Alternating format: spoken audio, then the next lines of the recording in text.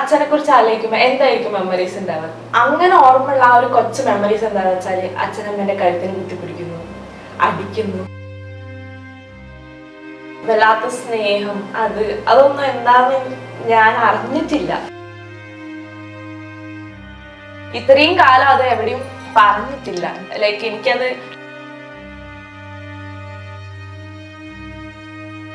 എന്തായാലും അപ്പൊ അങ്ങനെ കാര്യമായിട്ട് പ്രപ്പോസ് ഒന്നും ചെയ്തിട്ടില്ലല്ലോ, ജസ്റ്റ് വന്നിട്ട് അങ്ങനെ ഇഷ്ടമാന്ന് അങ്ങനെ പറഞ്ഞല്ലേ ഉള്ളൂ. അപ്പൊ നമുക്ക് ഇവിടെ ഒരു ലൈവ് പ്രപ്പോസൽ നടത്താം. എനിക്കും ഇഷ്ടമാണ്.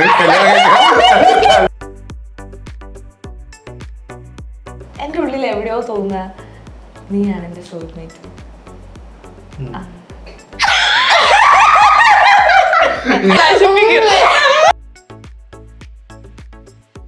അപ്പോന്ന് വെച്ചാൽ എനിക്ക് ഭയങ്കര കയറുന്ന ആള്. ശരിക്കും ഒരു കുട്ടീനെ കൊണ്ട് നടക്കില്ല. അപ്പൊ വന്നതിന് ശേഷമാണ് ഞാൻ ഭയങ്കര ചൈൽഡിഷ് ആയി പോയത്. എനിക്ക് ഭയങ്കര ഇഷ്ടമായി ആളുടെ കമ്പനി. അപ്പൊ ഇങ്ങനെ ഇതാക്കിയപ്പോ എന്നോട് ചോദിച്ചു നമ്പർ തരുമോ എന്ന് ചോദിച്ചു. അപ്പൊ ഞാൻ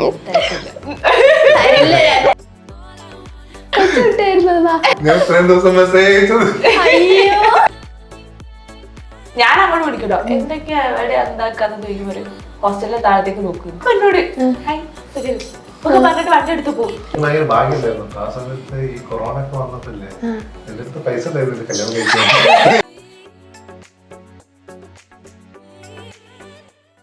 It's unprofessional, unethical, and moreover barbaric. It's barbaric. ഇംഗ്ലീഷിൽ ഫയർ ചെയ്യുന്ന പേഴ്സണ് ഒരു ദിവസമെങ്കിലും ഇംഗ്ലീഷിൽ തന്നെ റിപ്ലൈ കൊടുക്കുക എന്നത് ജീവിതാഭിലാഷമാക്കിയ അഭിലാഷ്. അഭിലാഷിന്റെ ഈ അഭിലാഷം പൂർത്തിയാക്കുന്നത് ഞങ്ങളാണ് ഇംഗ്ലീഷ് കഫേ. WhatsApp now 9633888575.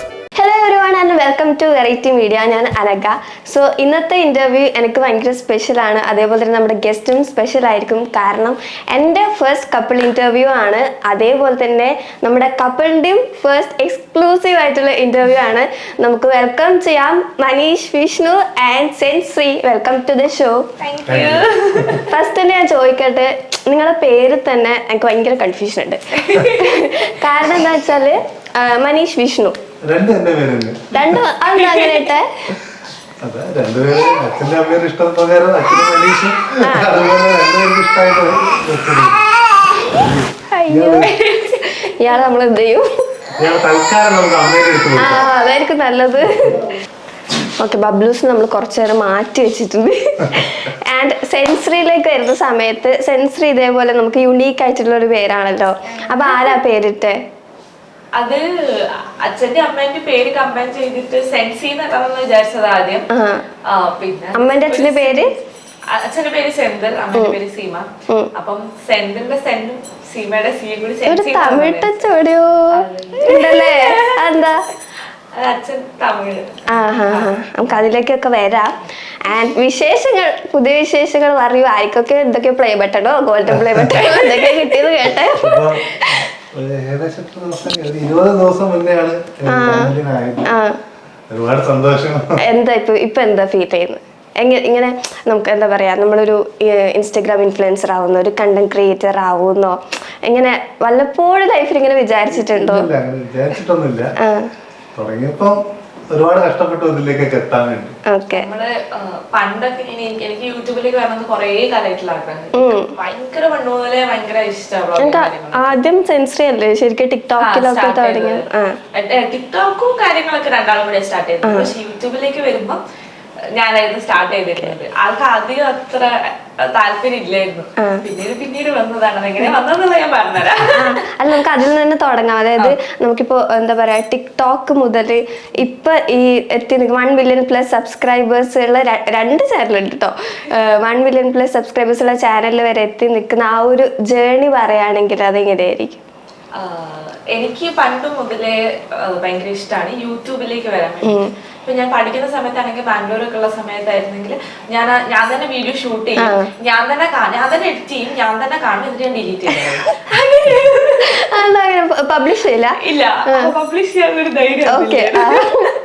അപ്പം അത് അങ്ങനെ ചെയ്തു പോകും. പിന്നെയാണ് നമ്മുടെ ഈ ഡബ് സ്മാഷ് വന്ന ആ ഒരു ടൈം, ഡബ് സ്മാഷ് മ്യൂസിക്കലി ഒക്കെ, അന്ന് മ്യൂസിക്കലി ആയിരുന്നു ടിക്ടോക്ക്. അപ്പൊ ഞാൻ അങ്ങനെ സ്റ്റാർട്ട് ചെയ്തു. അപ്പോഴാണ് ഇയാളെ പരിചയപ്പെടുന്നത്. അപ്പൊ ഇയാളും അതിൽ ഭയങ്കര സജീവമായിട്ട് അപ്പം അങ്ങനെ ഞങ്ങൾ രണ്ടാളും ചെയ്തു. പിന്നെ ഞങ്ങൾ ഡ്യുവറ്റ് അങ്ങനത്തെ വീഡിയോസ് ഒക്കെ ചെയ്തു. അങ്ങനെ ചെയ്ത് പിന്നെ റിലേഷനിലായി.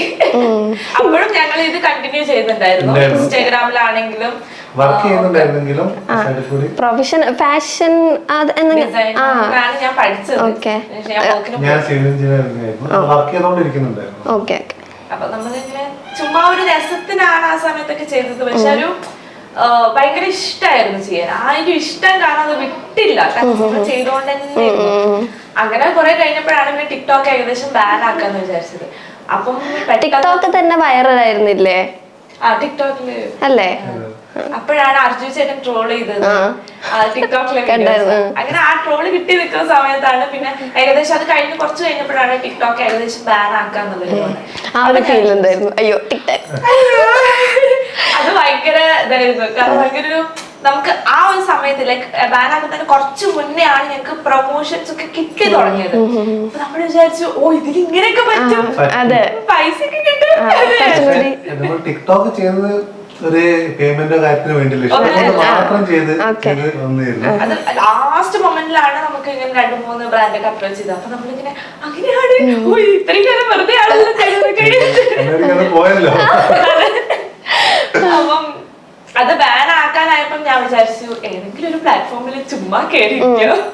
കാരണം ഒരു ബാക്കപ്പ് കിട്ടാൻ, നമുക്ക് ചെയ്യാനുള്ള ഒരു ബാക്കപ്പ് കിട്ടാൻ വേണ്ടിട്ട് ആ സമയത്തൊന്നും നമ്മള് റീൽസ് ഒന്നും വന്നിട്ടില്ല, ഇൻസ്റ്റാഗ്രാമിൽ വന്നില്ല. അപ്പൊ നമ്മൾ വിചാരിച്ചു ഓക്കെ എന്നാ പിന്നെ വ്ളോഗ് ആയിട്ട് തുടങ്ങാന്ന് വിചാരിച്ചു. ഞാൻ യൂട്യൂബില്. അപ്പൊ ഇൻസ്റ്റാഗ്രാമിൽ വരുന്നതിന് മുന്നേ തന്നെയാണോ യൂട്യൂബില്? ഇത് സെൻസറി ചാനലാണ്. അമ്മ എങ്ങനെ ഇതിലേക്ക് വന്ന സമയത്ത് അമ്മ ആദ്യം ഇങ്ങനെ ഫുൾ സപ്പോർട്ടായിരുന്നു? ആക്ടിങ് അങ്ങനത്തെ ഇതില്ല, പക്ഷെ ഞാൻ പറഞ്ഞപ്പോ അമ്മ അമ്മനെ കൊണ്ടുവരാം കുറച്ച് കഴിഞ്ഞിട്ട്. ആൻഡ് അതേപോലെ തന്നെ ഈ വിശേഷം പറയുന്ന കൂട്ടത്തിൽ തന്നെ നമ്മളൊരു വീഡിയോ കണ്ടു.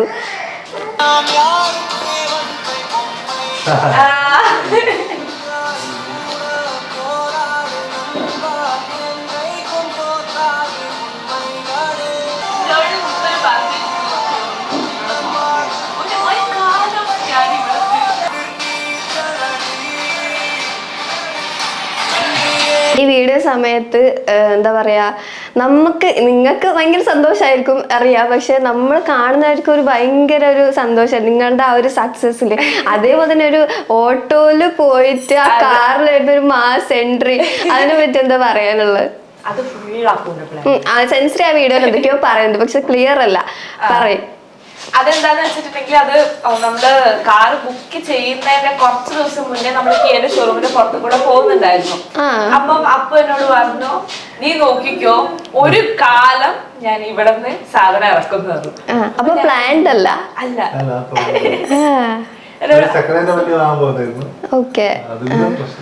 നമ്മുടെ ഉണ്ടായിരുന്ന കാറിന് കുറച്ച് കൊടുക്കേണ്ട ഒരു ടൈമായി ഏകദേശം. നമ്മൾ അതിന് നമ്മൾ സെക്കൻഡ് ഹാൻഡ് എടുത്തത്. അപ്പൊ നമ്മൾ വിചാരിച്ചു ഓക്കെ കൊടുക്കുമ്പം വേറെ സെക്കൻഡ് ഹാൻഡ് കാർ എടുക്കാം. ഞങ്ങൾ സെക്കൻഡ് ഹാൻഡ് ആൾക്കാർ, അപ്പൊ വേറെ സെക്കൻഡ് ഹാൻഡ് കാർ എടുക്കാം. നമ്മളിങ്ങനത്തെ ആഗ്രഹങ്ങളൊക്കെ സെക്കൻഡ് ഹാൻഡ് വെച്ചിട്ടാണ് കംപ്ലീറ്റ് ചെയ്തത്. പക്ഷെ നമ്മള് സെക്കൻഡ് ഹാൻഡ് നോക്കി അപ്പു പോയിട്ട് ഫ്രഷ്. അപ്പൊ അപ്പൂന് ഇങ്ങനെ ഒരു പ്ലാൻ ഉണ്ടായിരുന്നില്ലേ? അല്ലെങ്കിൽ സർപ്രൈസ് കൊടുക്കണം? ഫസ്റ്റ് എന്നോട് പറഞ്ഞു സെക്കൻഡ് ഹാൻഡ് എടുക്കാൻ പോകുന്നത് വണ്ടിക്ക് എന്തെങ്കിലും പ്രശ്നങ്ങളുണ്ട്, 2 ഓണേഴ്സ് കൊടുത്ത് മാറ്റിയ വണ്ടിയാ. അപ്പൊ എന്നോട് പൈസ നമ്മള് കൊടുക്കുമ്പോ എന്തിനാണ് സെക്കൻഡ് ഹാൻഡ്? പിന്നെ ഞാന് ചടപ്പിക്കാൻ നിന്നില്ല. ഞാൻ ഓക്കെ ഞാൻ എന്താണ് അവിടെ എത്തിയിട്ട് നോക്കാന്നുള്ള രീതിയിൽ കിയോന്റെ ഷോറൂമിന് മുന്നേ കൊണ്ട് ഇറക്കി. അപ്പൊ ഞാൻ വിചാരിക്കുന്നത് കിയോന്റെ ഷോറൂമിന്റെ ബാക്കില് അവിടേക്ക് കൊണ്ടുപോയാണ്. അതുകൊണ്ട് ഞാൻ ഇറങ്ങുമ്പോ വലിയ എക്സ്പ്രഷൻ ഒന്നും ഉണ്ടാകുന്നത്. കാരണം എനിക്കറിയില്ല, ഞാനിങ്ങനെ ഇറങ്ങി കിയോന്റെ ഷോറൂം ഓക്കെ സെക്കൻഡ് ഹാൻഡ് എവിടെ എന്നുള്ള രീതിയിലാണ് നിൽക്കുന്നത്. അപ്പൊ അകത്ത് കയറി. അപ്പൊ ഞാൻ അകത്ത് കയറിയപ്പോ ഞാൻ വിചാരിച്ചു ഓക്കെ അകത്ത് കൂടെയാണെന്ന് വിചാരിച്ചു. അപ്പൊ അകത്ത് കയറിയപ്പോ എന്നോട് ചോദിച്ചു എന്താ ഇവിടെ? അപ്പൊ നമ്മള് ഫ്രഷ് അടിക്കാൻ വന്നു. അപ്പൊ ഭയങ്കര ഫ്രഷോ. അപ്പൊ പറഞ്ഞു ബ്ലാക്ക് കിട്ടിയില്ല, കാരണം ഡ്രീം കാറായിരുന്നു ബ്ലാക്ക് അപ്പൊ എന്നോട് പറഞ്ഞു ബ്ലാക്ക് കിട്ടിയില്ല സിൽവർ ആണ്. അപ്പൊ സിൽവർ ഞാൻ അവിടെ കണ്ടേ, പക്ഷെ എന്തോ എനിക്ക് തോന്നിയതാണെന്ന് അറിയില്ല, എനിക്ക് ടാക്സി പോലെ. അപ്പൊ എനിക്ക് അത്ര അങ്ങ് ഇഷ്ടമല്ല, ലൈക്ക് ഓരോരുത്തരെ ഇഷ്ടമാണല്ലോ, അപ്പൊ എനിക്ക് അത് അത്ര അങ്ങനെ ഇഷ്ടമില്ല. അപ്പൊ ഞാനിങ്ങനെ നോക്കിയിട്ട് ഞാന് ഒന്നും മിണ്ടിയില്ല, കാരണം എന്തായാലും പൈസ ഒക്കെ കൊടുത്തിട്ട് അത്ര ആഗ്രഹിച്ചു വന്ന സർപ്രൈസ് നമ്മളായിട്ടൊരു നെഗറ്റീവ് ഒന്നും പറയണ്ടല്ലോ. അപ്പൊ ഞാനാ അത് കുഴപ്പമില്ല, നമുക്ക് കിയ കിട്ടിയില്ലേ, സൺറൂഫ് കിട്ടിയില്ലേ, നല്ല സങ്കടം സൺറൂഫ് കിട്ടിയില്ല, അത് മതി. നമുക്ക് ഇനി ഫാമിലിയിലേക്ക് വരാം. ഫാമിലി സപ്പോർട്ടിനെ പറ്റിയിട്ടും അപ്പൂന്ന് വിളിക്കാം. അല്ല, നിങ്ങൾ മാത്രം വിളിക്കുന്ന അങ്ങനെ വരുന്നല്ലോ. ഓക്കെ, അപ്പൊ അപ്പുവിന്റെ ഫാമിലിയും സെൻസറിന്റെ ഫാമിലിനെ പറ്റിയിട്ടൊക്കെ പറയാം. അപ്പുവിന്റെ ഫാമിലി ഇപ്പൊ നമുക്ക് കാണാം, അമ്മനെ കാണാം, അച്ഛനെ കാണാം. അതേപോലെ അപ്പൊ സെൻസറിന്റെ ഫാമിലിയിലേക്ക് വരുമ്പോൾ അമ്മേനെ കാണാറുണ്ട്. അച്ഛനെ പറ്റി ഞാൻ മറ്റേ നമ്മുടെ സീ കേരളല്ലായിരുന്നോ ഷോലിയും പറയുന്ന കേട്ടായിരുന്നു, ഭയങ്കര സെന്റിമെന്റൽ ആയിട്ട്. അപ്പൊ അതിനെ പറ്റി സംസാരിക്കാൻ ഓക്കെ ആണെങ്കിൽ നമുക്ക് സംസാരിക്കാം. അതായത് അച്ഛനില്ലാണ്ട് വളർന്ന ചൈൽഡ്ഹുഡും അതിനെ പറ്റിയൊക്കെ. അച്ഛനും അമ്മയും ഡിവോഴ്സ് ആണ്. ഞങ്ങളുടെ വീഡിയോസിൽ കുറെ കമന്റ് വരാറുണ്ട്, എവിടെയാണ് അച്ഛൻ, എവിടെ സെൻസിറ്റീവ് അച്ഛൻ, എവിടെ സെൻസിറ്റീവ് അച്ഛൻ കാണുന്നില്ല. കാരണം നമ്മളിപ്പോ വളകാപ്പിന്റെ വീഡിയോസ് അല്ലെ പ്രഗ്നൻസി വീഡിയോസ് ഒക്കെ ഇടുമ്പോഴും അച്ഛനെ കാണുന്നപ്പോ സ്വാഭാവികം എല്ലാരും ചോദിക്കും. അപ്പം എല്ലാരോടും കൂടി അച്ഛനും അമ്മയും ഡിവോഴ്സ് ആണ്. കുറെ കാലമായി. ചെറുപ്പത്തിലെ ഡിവോഴ്സ് ആണ്, എന്റെ ചെറുപ്പത്തിലാണ്. പിന്നെന്ന് വെച്ചാൽ നമുക്കൊക്കെ എന്ന് വെച്ചിട്ടുണ്ടെങ്കിൽ ഇപ്പം അച്ഛനെ കുറിച്ച് ആലോചിക്കുമ്പോ എന്തായിരിക്കും മെമ്മറീസ് ഉണ്ടാവുക? അച്ഛൻ സ്കൂളിൽ കൊണ്ടുപോയി ടോയ്സ് വാങ്ങിത്തരുന്നു, മിഠായി വാങ്ങിത്തരുന്നു, അല്ലെങ്കിൽ അച്ഛൻ സ്നേഹിക്കുന്നു, അതൊക്കെ.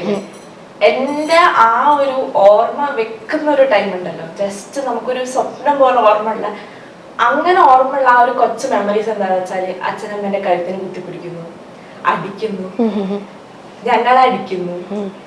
അപ്പം ഞാൻ കണ്ടുവരുന്നത് അച്ഛൻ അടിക്കുന്നു, കള്ളു പിടിച്ച് വന്നടിക്കുന്നു, ഡെയിലി വഴക്ക്, ഈ ഒരു മെമ്മറീസ് ആണ് എന്റെ അച്ഛനുള്ള സമയത്തുള്ള ആകെയുള്ള മെമ്മറീസ്. അപ്പം ആ ഒരു വല്ലാത്ത സ്നേഹം അതൊന്നും എന്താന്ന് ഞാൻ അറിഞ്ഞിട്ടില്ല. ആ ഒരു മൊമെന്റിൽ ഞാൻ അറിഞ്ഞിട്ടില്ല.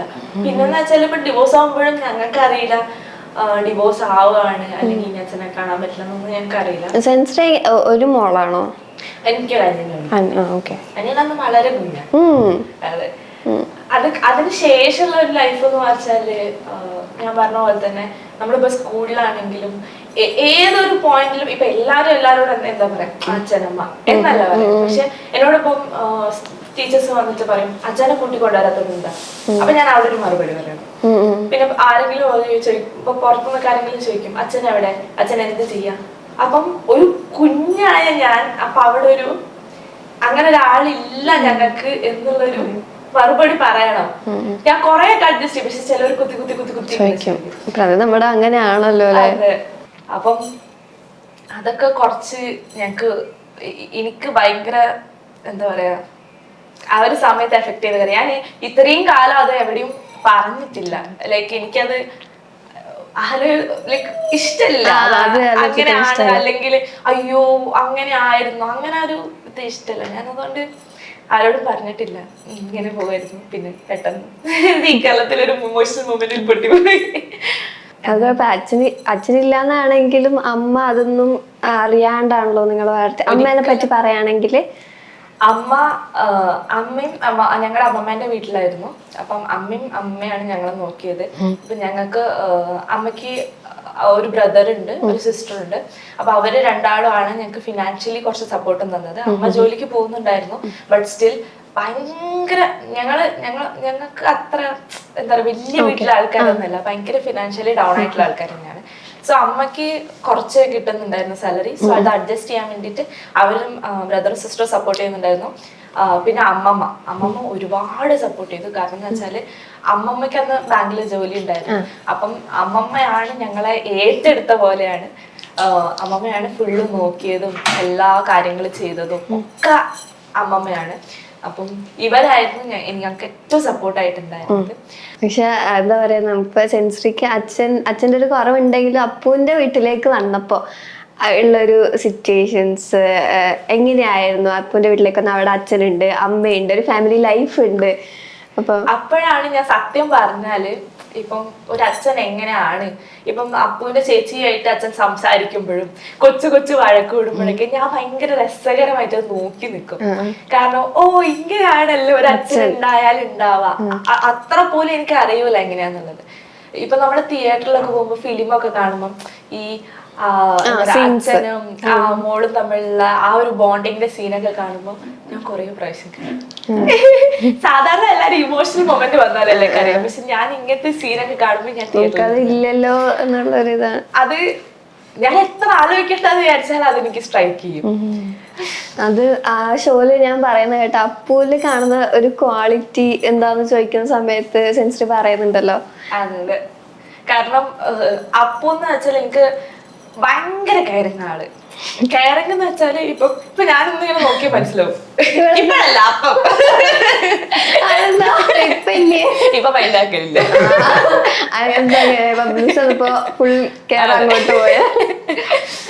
അപ്പോ ആൾക്ക് മനസ്സിലാവും എന്താണ് കാര്യം. പിന്നെ എന്റെ ഫിസിക്കൽ ഇപ്പം ഞാൻ പെട്ടെന്ന് BP ലോ ആവുന്ന അങ്ങനെ കുറച്ച് പ്രോബ്ലംസ് ഉള്ള ആളാണ്.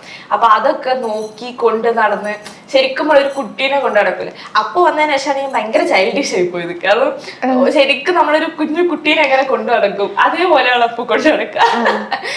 ഓക്കെ, എന്നാ നേരെ തിരിച്ചു സെൻസറിന്റെ ക്വാളിറ്റിനെ പറ്റി പറഞ്ഞു.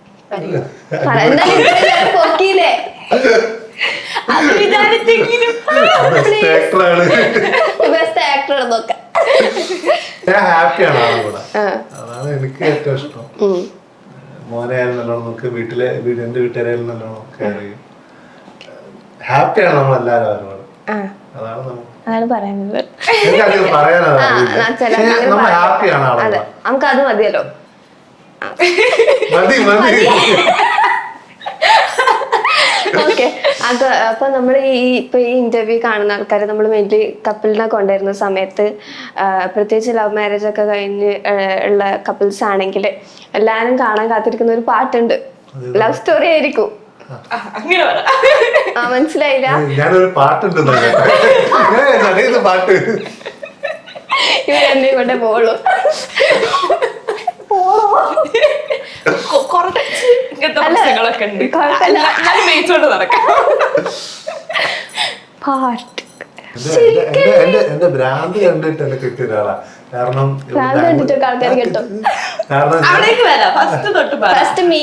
എങ്ങനെയാ നിങ്ങൾ മീറ്റ് ചെയ്യുന്നത്? പെട്ടെന്നൊരു മെസ്സേജ് വന്ന പടം കണ്ടോണ്ട് ഇങ്ങനെ പറയല്ലേ? ഞാൻ പറയാം, ഇങ്ങനെ പറയാൻ ശരിയാവില്ല. ഞങ്ങൾ എങ്ങനെയാന്ന് വെച്ചിട്ടുണ്ടെങ്കില് ഫസ്റ്റ് എന്നെ കുറച്ച് ഫ്രണ്ട്സ് ചോദിച്ചു, നീ ഇൻസ്റ്റയിലുണ്ടോ എന്ന് ചോദിച്ചു. അപ്പൊ ഞാൻ ചോദിച്ചു ഇൻസ്റ്റയോ അതെന്താന്ന് ചോദിച്ചു. അപ്പൊ ഇൻസ്റ്റാഗ്രാം, എനിക്ക് ഇൻസ്റ്റാഗ്രാമിൽ അക്കൗണ്ട് ഉണ്ട്. പക്ഷെ അവര് അപ്പൊ എന്നെ കളിയാക്കി, അയ്യോ എനിക്ക് ഇൻസ്റ്റ പോലും അറിയില്ല എന്ന് അറിയില്ല. അപ്പൊ ഞാൻ ആകെയോ അതെന്താ എനിക്ക് അറിയാഞ്ഞത് എന്ന് പറയാം. വീട്ടിൽ പോയിരുന്നു, ഇൻസ്റ്റാഗ്രാമിൽ അക്കൗണ്ട് ഉണ്ട്.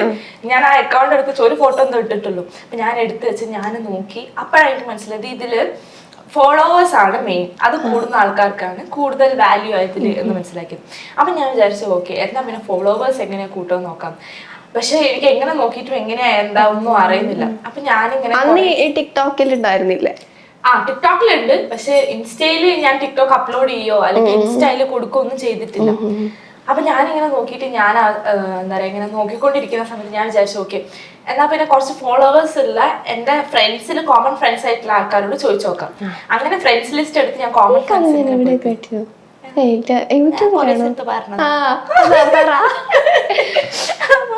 കോമൺ ഫ്രണ്ട്സ് ആയിട്ടുള്ള ആൾക്കാരെ നോക്കി പോയപ്പം അതില് കുറച്ച് ഇതുള്ള ആൾക്കാരൊക്കെ എന്താ പറയാ ഫോളോവേഴ്സ് ഉള്ള ആൾക്കാരെ അങ്ങനെയാണ് കലയിലായതെന്ന് എല്ലാരും അറിയണം.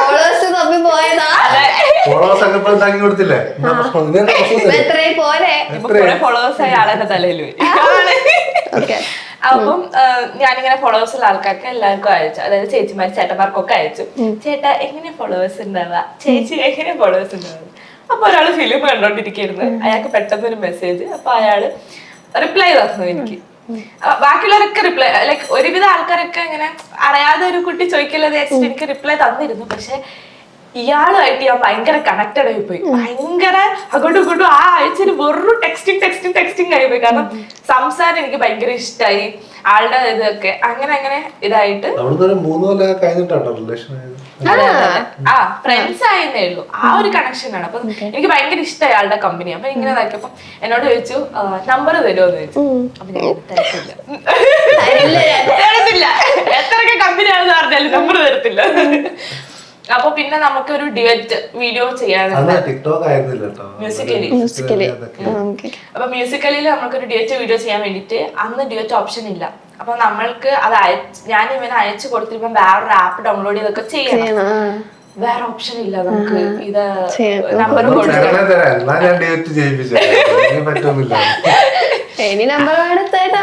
അതെ.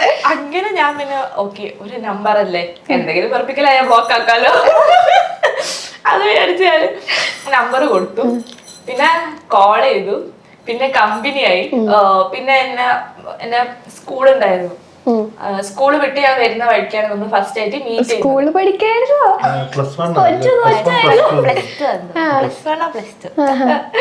അപ്പം വരുന്ന വഴിക്ക് ആള് കാറില് ഫുള്ള് ഗെറ്റപ്പില് ഹെയർ ഒക്കെ കളർ ചെയ്ത് ഭയങ്കര അത് കുറച്ചുകൂടെ ഹെയർ ഒക്കെ ഉണ്ടായിരുന്നു. ഫുള്ള് സെറ്റ് ആയിട്ട് അവിടെ വന്നിട്ട് നിന്നു. അപ്പൊ എനിക്ക് ഭയങ്കര വിശ്വാസമുള്ള ഒരു ചേർച്ച് ഉണ്ട് അവിടെ. അവിടെ ഞാൻ എന്ത് പറഞ്ഞാലും അതൊരു നല്ല കാര്യങ്ങൾ നടക്കും. അപ്പൊ ഈവൻ അപ്പുനെ കിട്ടിയത് പോലും ഞാൻ അവിടെ പറഞ്ഞതിന് ശേഷം എനിക്കൊരു ഫീലിംഗ് ഉണ്ട്. ആ ചേർച്ചിന് മുന്നിൽ വെച്ചിട്ടാണ് ഞങ്ങൾ ഫസ്റ്റ് ആയിട്ട് മീറ്റ് ചെയ്യുന്നത്. അപ്പൊ അപ്പൊ അവിടെ കാറിൽ നിർത്തിയപ്പോ ഞാൻ വരുന്ന വഴിക്ക് ഞാനിങ്ങനെ നോക്കി, ഇവിടെ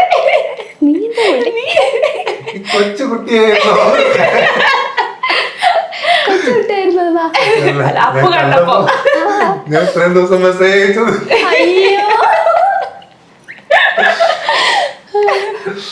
ഞാനോളും 5 വയസ്സിന്റെ മുകളിൽ വ്യത്യാസം. അങ്ങനെ കണ്ടു. അങ്ങനെ പിന്നെ പോയി, പിന്നെ നല്ല കമ്പനിയായി. പിന്നെ എന്റെ അനിയനെ വളച്ചു. നമ്മളൊക്കെ അത് നടന്നു. ഞാൻ മനസ്സിലായി, കയ്യിലെടുത്തു. അതായത് അനിയന്റെ കൂടെ ജിമ്മിലൊക്കെ പോയി. അങ്ങനെ പൊറോട്ട ബീഫൊക്കെ കഴിക്കടാ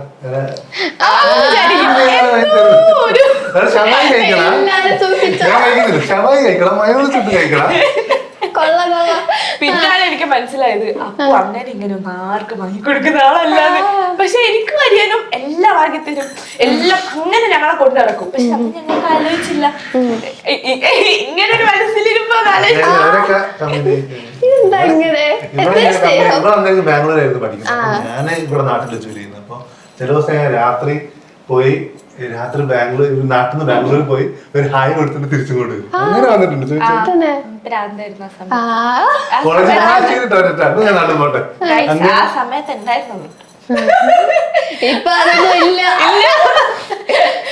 ആ സമയത്ത് എങ്ങനെയാന്ന് വെച്ചിട്ടുണ്ടെങ്കിൽ ഇപ്പൊ രാത്രി ഞാൻ ലൈക്ക് ജസ്റ്റ് സംസാരിച്ച് ഞാൻ എല്ലാ കാര്യവും ഷെയർ ചെയ്യും ഭയങ്കരമായിട്ട്.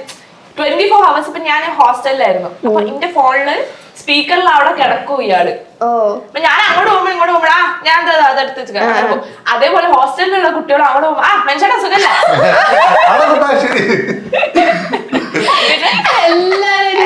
എല്ലാരും സംസാരിക്കും. അവിടെ ഹോസ്റ്റലിൽ ഞങ്ങള് കൂടെ ഉള്ള ഒരാൾ പോലെയാണ് ആള് ഫോണില് സ്പീക്കറിൽ ഫുൾ 24/7 പണിക്ക് പോകുന്ന അവിടെ ഇരുന്നിട്ടാണ്. ഇപ്പൊ സത്യാവസ്ഥ മനസ്സിലായില്ലേ? അപ്പൊ അങ്ങനെ നമ്മളെല്ലാരും ആയിട്ട് അങ്ങനെ സംസാരിക്കുന്നത്. പക്ഷെ അപ്പോഴൊന്നും നമ്മളൊരു റിലേഷൻ എന്നുള്ള ഞാൻ ആലോചിക്കുന്നില്ല. ഈവൻ ആൾക്കാണെങ്കിൽ ആ സമയത്ത് ഇഷ്ടമുണ്ട്, പക്ഷെ അത് മനസ്സിലാവുന്നില്ല. ഇഷ്ടമാണ്, അതുകൊണ്ടാണ് ഇത്ര ടൈം സ്പെൻഡ് ചെയ്യുന്നതെന്നൊന്നും. അങ്ങനെ അത് കഴിഞ്ഞ് ഇതേപോലെയാണ്. ഞാൻ ഇപ്പൊ രാത്രി എന്തെങ്കിലും പറഞ്ഞാൽ ശരി എന്നൊക്കെ പറഞ്ഞ് ഞാൻ വെക്കും. അപ്പൊ എന്നെ ഇംപ്രസ് ചെയ്യാൻ വേണ്ടിട്ട് രാവിലെ ഞാൻ എണീച്ച് കണ്ണു തുറക്കുമ്പോ എന്നെ വിളിക്കുമ്പോ ഞാൻ ചോദിക്കും ഞാൻ അങ്ങോട്ട് വിളിക്കട്ടോ, എന്തൊക്കെയാ എവിടെ എന്താക്കാന്ന് ചോദിക്കും. പറയും ഹോസ്റ്റലിലെ താഴത്തേക്ക് നോക്കുന്നു. അപ്പൊ ഞാൻ ഹോസ്റ്റലിലെ താഴത്തേക്ക് അപ്പൊ എന്നോട് ഹായ് സുഖം ഒക്കെ പറഞ്ഞിട്ട് വണ്ടി എടുത്ത് പോകും. പിന്നെ ബൈക്കില് എന്നിട്ട് വണ്ടി എടുത്തിട്ട് പോകും. പിന്നെ വീട്ടിലെത്തിട്ട് വിളിക്കും. ഞാൻ വീട്ടിലെത്തിയത് ഇപ്പൊ മനസ്സിലായി ഫസ്റ്റ് പറഞ്ഞു. അപ്പം അങ്ങനെ ആ ടൈമിൽ ഭയങ്കരമായിട്ട് ആള് അങ്ങനെയായിരുന്നു. ഭയങ്കര ഒരു ഭ്രാന്ത് സൈക്കോ ആയിരുന്നു ആ സമയത്ത്. പിന്നെ ഏകദേശം വീട്ടില് ഇങ്ങനെ കല്യാണമൊക്കെ നോക്കാന്നുള്ള ആ ഒരു സിറ്റുവേഷൻ എത്തിയപ്പോ നേരത്തെ കല്യാണം കഴിച്ചു തോന്നല്ലേ? ആ അപ്പം ആൾക്ക് മനസ്സിലായി ലൈക്ക് എന്റെ സ്റ്റഡീസ് ഒക്കെ ഏകദേശം കഴിയാനായപ്പം അമ്മ ഇങ്ങനെ ജസ്റ്റ് നമുക്ക് കല്യാണ പ്രപ്പോസൽസ് ഒക്കെ വന്നു തുടങ്ങിയപ്പം ആൾക്ക് മനസ്സിലായി ഇത് കൈവിട്ട് പോകുന്നേ. എനിക്ക് ഭയങ്കര ഭാഗ്യമുണ്ടായിരുന്നു കേട്ടോ. ആ സമയത്ത് ഈ കൊറോണ ഒക്കെ വന്നപ്പോല്ലേ എന്റെ അടുത്ത് പൈസ ഉണ്ടായിരുന്നില്ല കല്യാണം കഴിക്കാൻ. എന്റെ ഒരു ഭാഗ്യം കൊറോണ കല്യാണം 10 ആൾക്കാരൊക്കെ ഉണ്ടായിരുന്നു. അല്ലെങ്കിൽ പൈസ ഒന്നും വേണ്ടിയായിരുന്നു കല്യാണം കഴിക്കാൻ. പക്ഷെ നിങ്ങൾ പിന്നെ കല്യാണം കഴിച്ചില്ലേ? പിന്നെ കല്യാണം കഴിച്ചു. ഇവര് കൊറേ കല്യാണം കഴിക്കും. അങ്ങനെ ആ സമയത്ത് എന്റെ അമ്മമ്മേനോട് അപ്പു ചെന്നിട്ട് പറഞ്ഞു, എന്നോട് പറഞ്ഞു ഫസ്റ്റ് എനിക്ക് നിന്നെ ഇഷ്ടമാണ്, അങ്ങനെ താല്പര്യമുണ്ട് ഇതൊക്കെ പറഞ്ഞു. ഞാൻ പറഞ്ഞു എന്നോടൊന്നും പറയണ്ട, വീട്ടിൽ പറഞ്ഞാൽ മതി, അവിടെ എന്താണോ ഡിസിഷൻ അത് വയസ്സ് ഞാൻ നീങ്ങുന്നുള്ളൂ, അപ്പം അവിടെ പറഞ്ഞാൽ മതി എന്ന് പറഞ്ഞു. ഓക്കെ, അങ്ങനെ അപ്പു നെക്സ്റ്റ് ഡേ തന്നെ എന്റെ വീട്ടിൽ ചെന്നു അമ്മമ്മേനോട് സംസാരിച്ചു, ഇങ്ങനെ ഇഷ്ടമെന്നൊക്കെ പറഞ്ഞു. അമ്മമ്മ കട്ട സപ്പോർട്ട്. അമ്മമ്മക്ക് ഓൾറെഡി അറിയാൻ ഭയങ്കര ഇഷ്ടമാണ്. അറിയായിരുന്നോ? എന്റെ വീട്ടിലെല്ലാവർക്കും അറിയാം, വീട്ടുകാരെ വളച്ചെടുത്തു.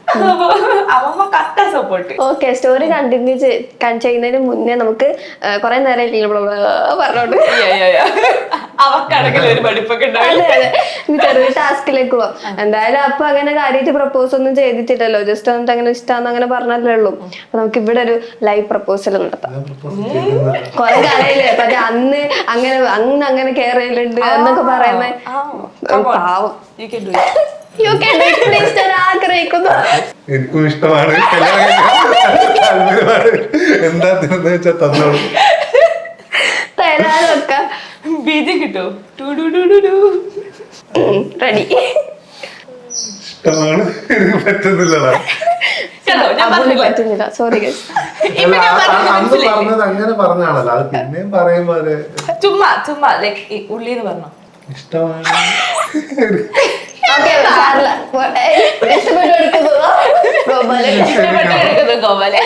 ഓക്കെ, എന്നിട്ട് അപ്പുന് പറ്റില്ല, നമുക്ക് സെൻസിറ്റീവ് കൊടുക്കട്ടെ. അതെങ്ങനെ അപ്പു, ഈ നമ്മൾ പറയില്ലേ സോൾമേറ്റ്സ് എന്നൊക്കെ, പക്ഷെ അതെന്തായിരുന്നു എങ്ങനെയായിരുന്നു എനിക്ക് അറിയില്ലായിരുന്നു. പക്ഷെ നീ വന്നപ്പം എന്റെ ഉള്ളിൽ എവിടെയോ തോന്നുക നീയാണ് എന്റെ സോൾമേറ്റ്.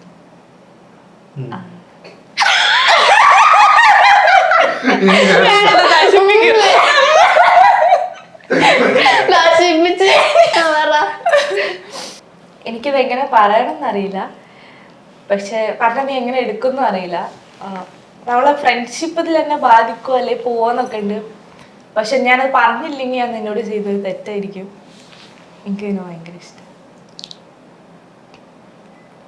പറയരുത്, എനിക്ക് എന്താ പറയണ്ടെന്ന് അറിയില്ല. എനിക്ക് വീട്ടിലാലോചിക്കണം. അങ്ങനെയാണല്ലോ എന്നോട് പറഞ്ഞത്. എന്നോട് കൊറേ പല ഡയലോഗുകൾ പറയട്ടോ, അതായത് ഞാൻ നിന്നെ രാജകുമാരി പോലെ നോക്കാം. ചില ദിവസങ്ങളോ ഇതാണോ രാജകുമാരി നോക്കിയത്, അത് ഞാനൊരു പക്ഷെ വേറൊരു കാര്യമുണ്ട്. അതിനുശേഷമാണ് ഞാൻ അപ്പുന്റെ വീട്ടിൽ വന്നപ്പോ പല സിനിമകളും ഞാൻ കണ്ടത്. അപ്പൊ എനിക്ക് മനസ്സിലായി പറ ബാക്കി. നമ്മൾ എവിടെ നിർത്തിയേ? അമ്മമ്മേന്റെ അടുത്ത് പോയി. അമ്മമ്മ പറഞ്ഞു ഞങ്ങൾക്ക് എല്ലാവർക്കും ഓക്കെ ആയിരുന്നു. പിന്നെ അപ്പുന്റെ വീട്ടിൽ നിന്ന് അതായത് ചേച്ചി അമ്മ ആദ്യം വന്നു കാണാൻ വേണ്ടിട്ട്. ഞങ്ങളുടെ ഒരു ലവ് ലൈഫോ അല്ലെങ്കിൽ റിലേഷനോ അങ്ങനെ ഒന്നും ഉണ്ടായിട്ടില്ല. നമ്മൾ ഫസ്റ്റ് തന്നെ എല്ലാം ലീഗലി മൂവ് ചെയ്തത്. അപ്പൊ അമ്മയും ഏച്ചി വന്നു കണ്ടു. എന്നിട്ട് അമ്മ പോകുമ്പോ പറഞ്ഞു അപ്പുന്റെ ഇഷ്ടമാണ് ഞങ്ങളുടെ ഇഷ്ടം. അപ്പൊ ഞങ്ങക്ക് മനസ്സിലായി ഓക്കെ രണ്ട് വീട്ടിലും സെറ്റ് ആയിരുന്നത്. പിന്നെ എന്റെ ബർത്ത്ഡേന്റെ അന്ന് എല്ലാരും അപ്പുന്റെ ചേച്ചിയുടെ ഹസ്ബൻഡ്, അച്ഛൻ, അമ്മ എല്ലാരും കൂടി വന്നു. എന്നിട്ട് എന്നെ ബീച്ചിൽ കൊണ്ടുപോയിട്ട് നമ്മള് കേക്ക് കട്ട് ചെയ്തു. അന്ന് അമ്മ എല്ലാരും ഉണ്ടായിരുന്നു, എന്റെ അനിയനൊക്കെ ഉണ്ടായിരുന്നു. പിന്നെ റിങ്, എനിക്കൊരു റിങ് തന്നു. റിങ് എന്നിട്ട് കയ്യിലൊക്കെ ഇട്ട് തന്നു. അല്ല അതൊന്നും പറഞ്ഞില്ല. അപ്പം റിങ് ഒക്കെ ഇട്ട് തന്നു. പിന്നെ ഞങ്ങളുടെ വീട്ടുകാരെ സംസാരിച്ചു.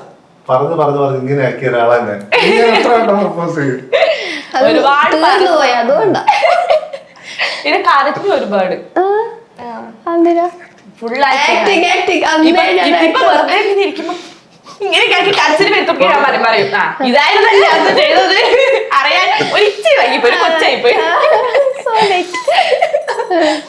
എൻഗേജ്മെന്റ് നടത്തിയതിനു ശേഷമാണ് നമ്മള് ഓക്കെ നമ്മളൊരു റിലേഷനിലായടാ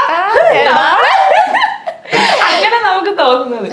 അങ്ങനെ അത് കഴിഞ്ഞിട്ട് പിന്നെ നമ്മള് ഒരു 1 year കഴിഞ്ഞപ്പോഴാണ് മാരേജ് ഡേറ്റ് ഫിക്സ് ചെയ്ത ആ സമയത്ത് കൊറോണ ഒക്കെ വന്ന് നമ്മള് വീട്ടിലിരിക്കുന്ന സമയം കൊണ്ട് എന്റെ വീട്ടിൽ നിന്ന് പറഞ്ഞു നമുക്കൊരു ജോബൊക്കെ ആയിട്ട് നമുക്ക് കുറച്ചൊന്ന് ഡേറ്റ് എക്സ്റ്റെൻഡ് ചെയ്യാം, എന്നിട്ട് നീ പഠിച്ചു കഴിഞ്ഞതല്ലേ ഉള്ളൂ, ഒരു ജോബ് കിട്ടിയിട്ട് നമുക്ക് വേഗം മാരേജിലേക്ക് നോക്കാം. പക്ഷെ ആള് നോക്കിയപ്പോ ഇപ്പൊ മാരേജ് ചെയ്യുന്നത് ലാഭമാണ്. 20 ആൾക്കാരെ ഞങ്ങളുടെ മാരേജിന്, വെറും 20 ആൾക്കാര്. അപ്പൊ വിചാരിച്ചു ഓക്കെ എന്നാ അങ്ങനെ എന്റെ ഫൈനൽ സെം എക്സാമിന്റെ കുറച്ച് മുന്നേ, സെം എക്സാമിന് എനിക്ക് ബാംഗ്ലൂർ പോകണം. അപ്പൊ ഞാൻ പറഞ്ഞു ഞാൻ ബാംഗ്ലൂർ പോയി വന്നിട്ട് നമുക്ക് മാരേജിനെ കുറിച്ച് ആലോചിക്കാം. അപ്പൊ പറഞ്ഞു അയ്യോ അത്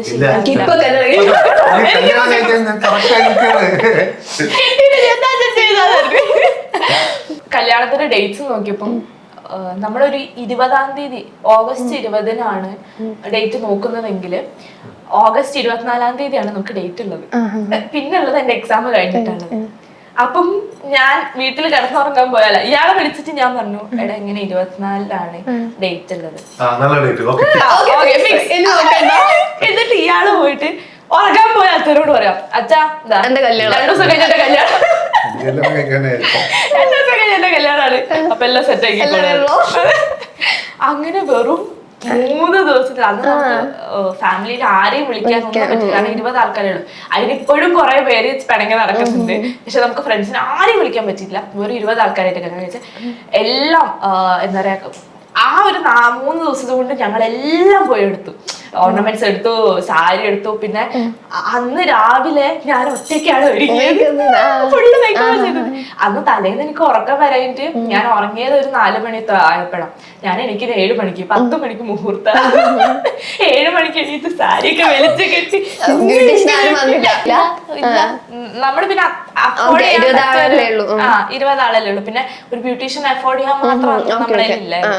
അപ്പൊ നമ്മള് വേഗം ഞാൻ തന്നെ മേക്കപ്പ് സാധനങ്ങളൊക്കെ വാങ്ങി ട്യൂട്ടോറിയലൊക്കെ ഇരുന്ന് നോക്കിയതായിരുന്നു. പക്ഷെ ഒരു കല്യാണത്തിന് അന്ന് രാവിലെ എങ്ങനെ പോയാലും പെണ്ണിന് അത്ര ഒരുങ്ങാൻ പറ്റില്ല. എങ്ങനെയൊക്കെയോ ഞാൻ ചടപട ഒരുങ്ങി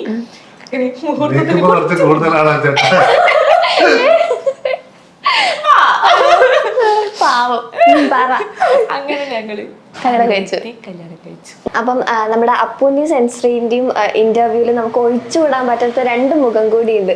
സോ നമുക്ക് അവരെ ഇങ്ങോട്ട് വെൽക്കം ചെയ്തിട്ടുണ്ട്. അമ്മ ആൻഡ് നമ്മുടെ ബബ്ലു ഭയങ്കര സ്നേഹത്തില. അതാ ഇപ്പൊ കണ്ടത്. അമ്മ പറയാമ്മന്റെ പേരെന്താ? പ്രസന്ന. അമ്മ പറ ഇവരെ പറ്റി നമുക്ക് എന്താ പറയുള്ളു? വീഡിയോസ് എടുക്കുന്നതും അമ്മയ്ക്കാണ് അമ്മയാണ് ഞങ്ങളുടെ വീഡിയോന്റെ മെയിൻ താരം. നമുക്കൊന്നും പറയുന്നില്ലേ? അല്ലെ നിങ്ങൾ തമ്മിലുള്ള ഒരു ബോണ്ടിങ്ങോ അങ്ങനെ എന്തെങ്കിലും? സെൻസറി സ്വന്തം മോളെ പോലെയല്ല മോളെക്കാൾ കൂടുതൽ സ്നേഹിക്കുന്നുണ്ട്. ഇപ്പൊ എന്താ തോന്നുന്നു ഇവരിപ്പൊ ഇങ്ങനെ 1 million ഒക്കെ അടിച്ച് ഭയങ്കര സന്തോഷത്തിൽ നിൽക്കുന്ന സമയത്ത് അമ്മക്ക് എന്താ പറയാനുള്ളത്? അമ്മയ്ക്ക് എന്താ വളരെ സന്തോഷമുണ്ട്. ഏറ്റവും കൂടുതൽ മക്കളോടുള്ള സ്നേഹം കൊണ്ട് എനിക്ക് എന്നെ കൊണ്ട് എന്താ ചെയ്യാൻ കഴിയുന്ന അത് മക്കൾക്ക് വേണ്ടി ചെയ്യാന്നുള്ളതാണ്. ഓക്കെ.